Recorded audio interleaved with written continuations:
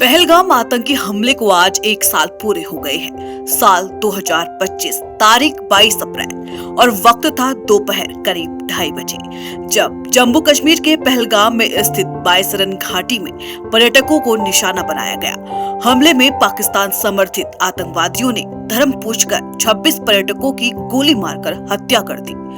अचानक गोलियों की आवाज से मिनी स्विट्जरलैंड दहल उठा। हंसते खेलते पर्यटकों से भरा मैदान कुछ ही पलों में चीख पुकार और लाशों से भर गया। प्रत्यक्षदर्शियों के मुताबिक हमलावरों की रणनीति बेहद सुनियोजित थी। आतंकवादी सेना की वर्दी में पहुंचे थे, जिससे शुरुआत में किसी को उन पर शक नहीं हुआ, लेकिन कुछ ही देर में उन्होंने पर्यटकों को रोककर उनकी पहचान जांचनी शुरू की। कई लोगों ने बताया कि उनसे धर्म पूछा गया, पहचान पत्र देखे गए और फिर चुन चुन कर गोली चलाई गई। इस घटना ने न केवल घाटी बल्कि पूरे देश को झकझोर दिया। मृतकों में अधिकांश पर्यटक थे जो छुट्टियां मनाने पहलगाम पहुंचे थे। फरवरी 2019 में पुलवामा में हुए हमले के बाद यह जम्मू कश्मीर का सबसे बड़ा आतंकी हमला माना गया। प्रत्यक्षदर्शियों ने यह भी बताया था कि हमलावर पहले इलाके में सामान्य गतिविधि की आकलन करते रहे।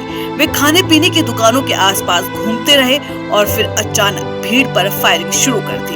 हमले के बाद जब तक सुरक्षा बल आते, आतंकी तेजी से फरार हो गए। स्थानीय लोगों के मुताबिक वे पास के घने जंगलों की ओर भागे, जहां उनका पता लगाना आसान नहीं था। बाद में जांच एजेंसियों ने खुलासा किया कि हमलावर पीर पंजाल पर्वतमाला के ऊपरी इलाकों की ओर निकल गए थे।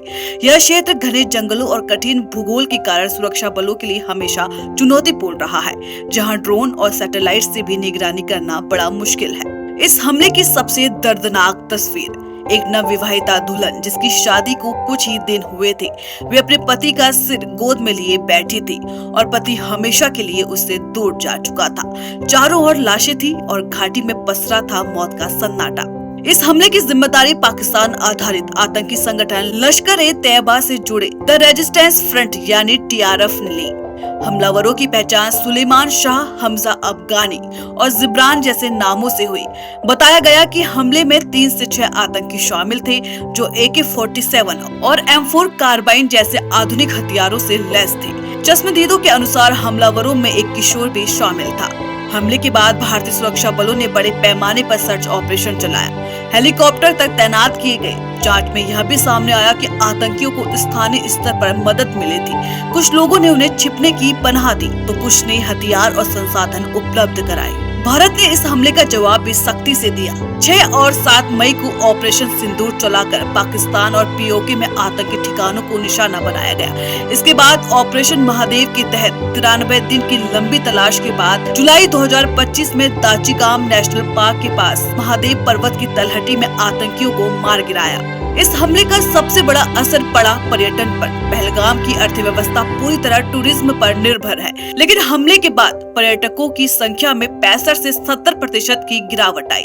पौनी मालिकों और गाइड्स की आय 60 से 80% तक घट गई। कई होटल और दुकानें बंद करनी पड़ी।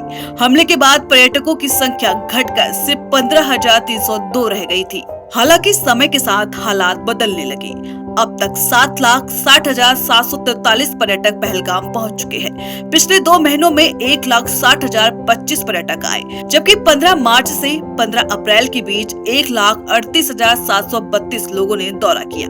21 अप्रैल को अकेले 6,078 पर्यटक पहुंचे, जिनमें 39 विदेशी सैलानी शामिल थे।